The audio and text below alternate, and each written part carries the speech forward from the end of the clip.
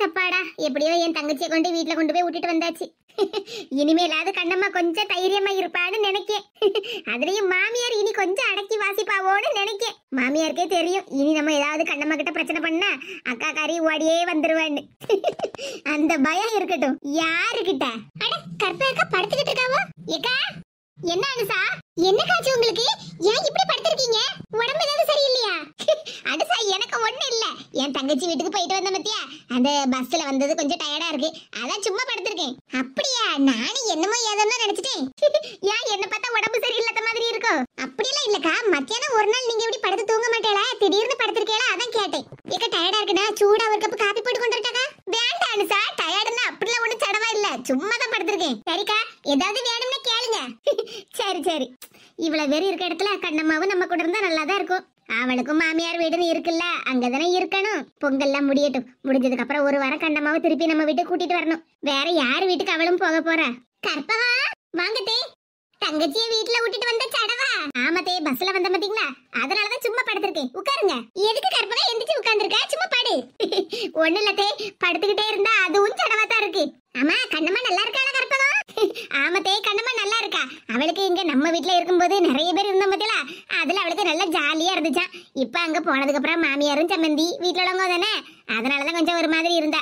ஆமா, எப்படி இருந்தாலும் மாமியார் வீட்டுக்கு போய் தானே ஆகணும். அது சரி, செல்வி நல்லா இருக்காளா? ஆமத்தே, செல்வி நல்லா இருக்கா.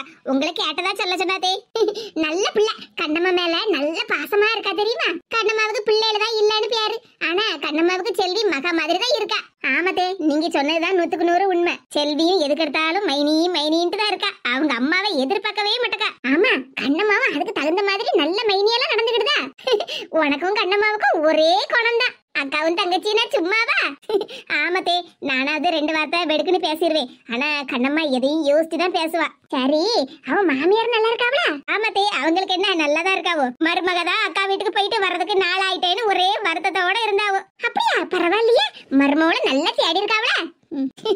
மருமாவ இல்லன்னா அங்க வீட்டுல ஒரு வேலையும் நடக்காதுலாத்தே, அதுக்குதான் தேடி இருக்காவோ. பொங்கல் கழிஞ்சு கண்ணம்மா வீட்டுக்கு போகணும்னு சொல்லிட்டு இருந்தேல கற்பகா?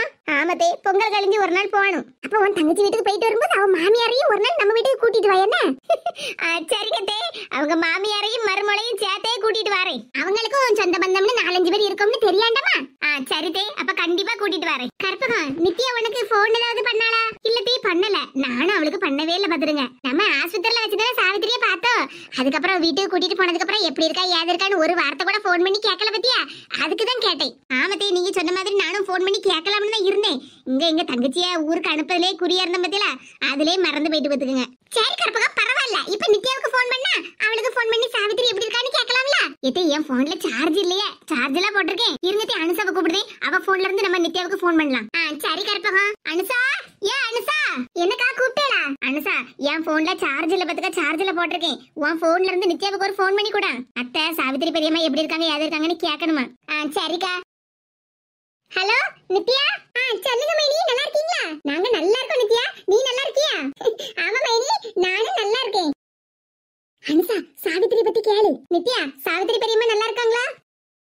ஆமா மைனி, அத்தை நல்லா இருக்காங்க. இங்க என் பக்கத்துல உட்கார்ந்துதான் பொரிச்ச மீன் சாப்பிட்டுக்கிட்டு இருக்காங்க. அப்படியா? ஆமா மைனி, அத்தை கிட்ட குடுக்கட்டுமா? சரி நித்யா, குடு. எத்தே, அனுசா மைனி போன்ல பேசிட்டு இருக்காங்க, நீங்களும் பேசுங்க. அனுசா, நல்லா இருக்கியாமா? பெரியம்மா, நாங்க நல்லா இருக்கோம். நீங்க நல்லா இருக்கீங்களா? உடம்பெல்லாம் பரவாயில்லையா? ஏன் மர்மா நித்யா இருக்கும்போது எனக்கு என்ன கவலை? நான் நல்லா இருக்கேன். நித்யா எனக்கு பிடிக்குமேனு மீன் பொரிச்சு தந்தா பாத்துக்க, அதுதான் உட்கார்ந்து சாப்பிட்டுக்கிட்டு இருக்கேன். பெரியம்மா, அத்தை உங்ககிட்ட பேசணுமா? எத்தி பேசுங்க, ஸ்பீக்கர்ல தான் போட்டிருக்கு. சாவித்ரி, மைனி, நல்லா இருக்கீங்களா? நல்லா இருக்கேன் சாவித்ரி. உனக்கு உடம்பெல்லாம் பரவாயில்லையா? நீ நல்லா இருக்கியா? ஆமா மைனி, நானும் நல்லா இருக்கேன். அனுசா, பெரியப்பா பத்தி கேளு. என்னத்தே? கற்பகம், அவகிட்ட சொல்ல பெரியப்பா எப்படி இருக்காருன்னு கேட்க சொல்லு. என்னதே நீங்க? போன் ஸ்பீக்கர்ல தானே இருக்கு, நீங்களே பெரியம்மா கிட்ட கேட்க வேண்டியதானே? இல்ல கற்பகம், நீ கேட்டு சொல்லு. பெரியம்மா, பெரியப்பா நல்லா இருக்காங்களா? அவங்களும் நல்லா இருக்காங்க அனுசா. மைனி, உங்ககிட்ட ஒண்ணு சொல்லணும். என்ன நித்யா, என்னன்னு சொல்லு. மைனி, உங்களுக்கு தெரியுமா, மாமா இப்ப என்கிட்ட பேசிட்டாங்க. நித்யா, என்ன சொல்லுதா? பெரியப்பா உன்கிட்ட பேசிட்டாங்களா? ஆமா மைனி, எனக்கே என்ன சந்தோஷமா இருக்கு தெரியுமா? நேத்திக்கு கூட எங்க அப்பா மாமாவை பார்க்க வந்தாங்க. எங்க அப்பா கூடயும் நல்லா பேசுனாங்க. அப்படியா? ரொம்ப சந்தோஷம். பெரியப்பா இப்படி மாறுவார்னு நாங்க நினைச்சு கூட பார்க்கலையே. ஆமா மைனி, மாமா இப்போ நல்லா மாறிட்டாங்க. என்ன பத்தியே நல்லா புரிஞ்சுக்கிட்டாங்க. இப்ப அத்தைக்கு மாமாவுக்கு நான் தான் சமைச்சு கொடுக்கேன் தெரியுமா? ஏ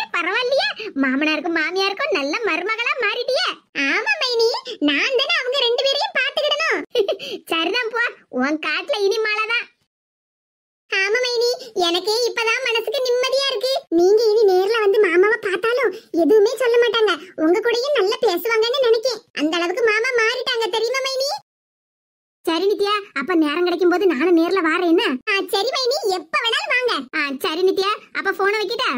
சரி மைனி. என்னதே நீங்க தம்பி மேல எவ்வளவு பாசமா இருக்கீங்க. நீங்களே சாவித்திரி பெரியம்மா கிட்ட தம்பி எப்படி இருக்கான்னு கேட்க வேண்டியதானே? ஆமதே, பெரியம்மா கிட்ட நீங்களே கேட்டிருந்தீங்கன்னா அவங்களும் கொஞ்சம் சந்தோஷப்பட்டிருப்பாங்கல்ல. எத்தனை நாளைக்கு தான் பழசையே போட்டு மனசுல வச்சுக்கிட்டே இருக்குது. ஆமதே, அன்னைக்கு நீங்க ஹாஸ்பிடல்ல உங்க தம்பியை போய் பாத்தீங்கல்ல, அதே மாதிரி இப்ப போன்ல சாவித்திரி பெரியம்மா கிட்ட விசாரிச்சிருக்கலாம்ல. இன்னும் எத்தனை நாளைக்கு தான் இப்படியே பிரச்சனையே தொடர்ந்துகிட்டே இருக்குது. யாராவது ஒரு ஆளாவது மறப்போம் மன்னிப்போம்னு விட்டுற வேண்டியதுனதே. பாருங்கதே, பெரியப்பா இப்ப முன்ன மாதிரி இல்ல. நித்யா கிட்ட பேசுதாராம்ல. நேத்திக்கு அவங்க அப்பா கூட பெரியப்பாவை பார்க்க வந்திருக்காங்க. அவங்க அப்பா கிட்டயும் நல்லா பேசியிருக்காராம்ல. நீங்க சொல்லதெல்லாம் சரிதான், இருந்தாலும் எனக்கு பழசெல்லாம் கொஞ்சம் மறக்க முடியல கற்பகம்.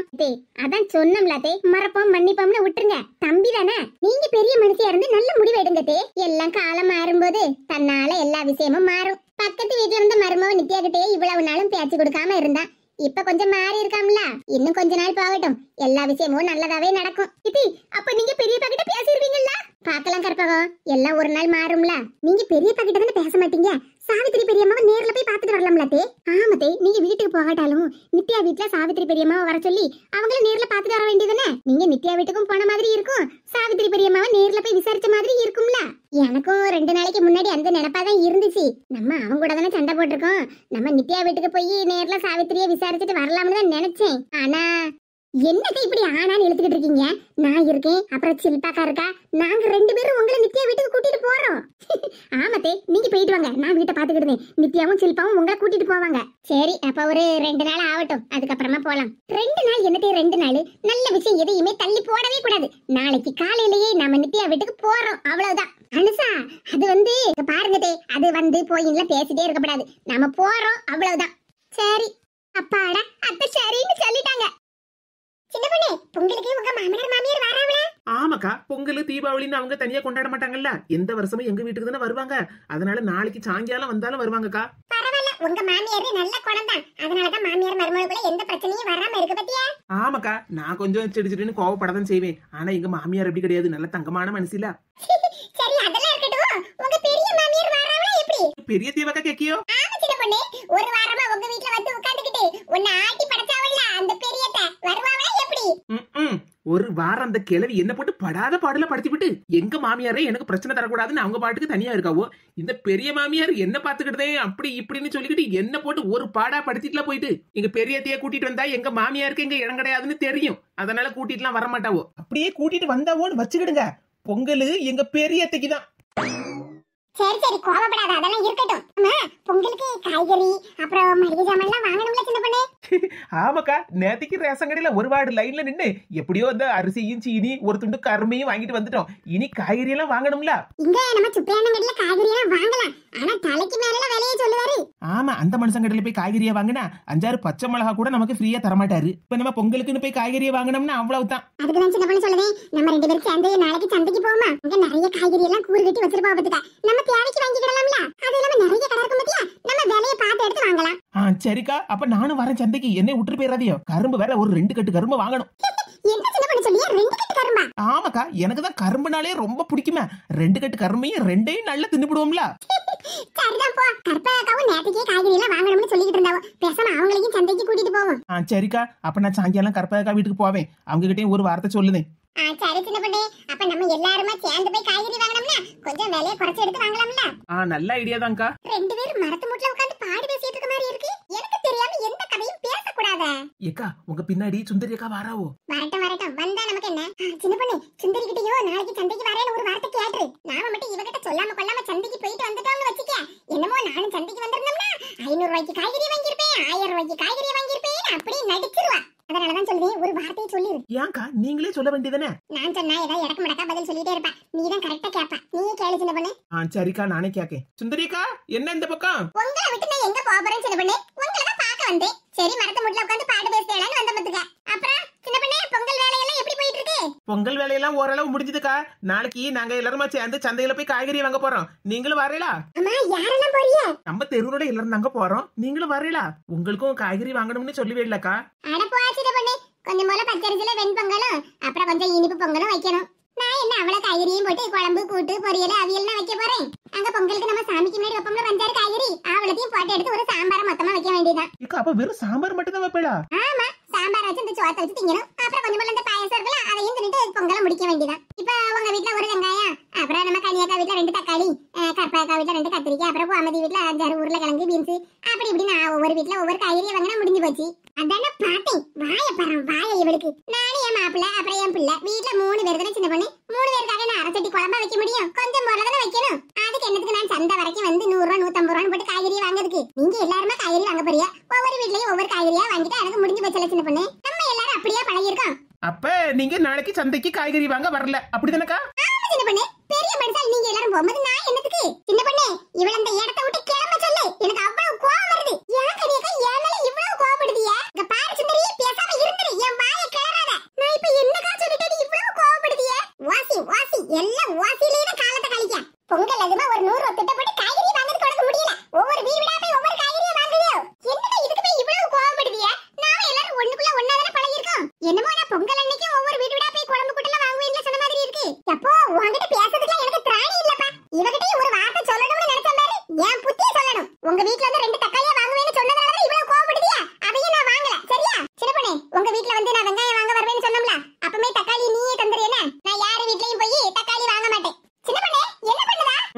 என்ன பண்ண போறேன்னு பாருங்க. சின்ன பொண்ணே, எதுக்கு இப்படி என்ன தூக்கி வச்சிருக்கா? சின்ன பொண்ணே, என்ன இப்படி மரத்துக்கு மேல தூக்கி வீசிட்டா? இதுதான் உங்களுக்கு சரியான இடம். பொங்கல் முடியது வரைக்கும் இங்கேயே இருங்க. ஆமா சின்ன பொண்ணே, இவளுக்கு ஏத்த இடம் இங்கதான். இங்கே இருந்துட்டு போட்டும். சின்ன பொண்ணே, அந்த தக்காளியை கூட நீ தரண்டா சின்ன பொண்ணே. நான் கோமதிக்கா வீட்லயே வாங்கிடுவேன். என்ன தயவு செஞ்சு கீழே இறக்கி விடு சின்ன பொண்ணே. எந்த பொருளையும் ரூபா கொடுத்தே வாங்குறது கிடையாது. எல்லார் வீட்லயும் வாசிலேயே வாங்கிக்கிடுது. சிக்கனமா இருக்கணும்ல சின்ன பொண்ணே. அதனால தான் சின்ன பொண்ணே அப்படி சொன்னேன். சிக்கனமா தானே, அங்கேயே இருங்க.